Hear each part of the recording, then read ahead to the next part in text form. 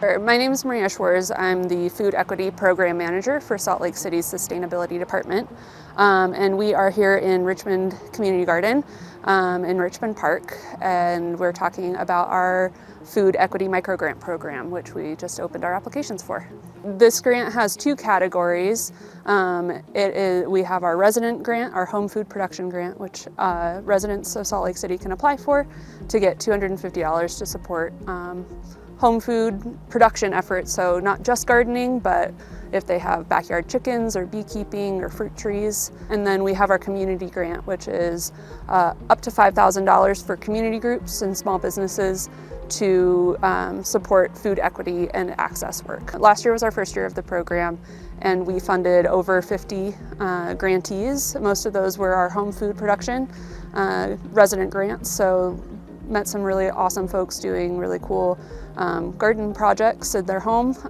We had 13 community grantees working on everything from gardens, putting in gardens and supporting gardening efforts, to making culturally relevant food, doing education programs around that. So our grant program, we're really hoping that it's more than just the funding. The funding is really important to support this work, but what we're hoping to do is continue to build on the amazing food community that's already in Salt Lake. So we hosted a celebration event to just thank all of our grant recipients last year, and it was really great to just connect folks and be able to build those relationships between gardeners, swapping seeds, swapping produce, and then for our community grantees, learning about each other's organizations and work, and building that network to be able to collaborate better, build trust, and build a really vibrant community. We have a few ways to apply. One of the things that's really important to us,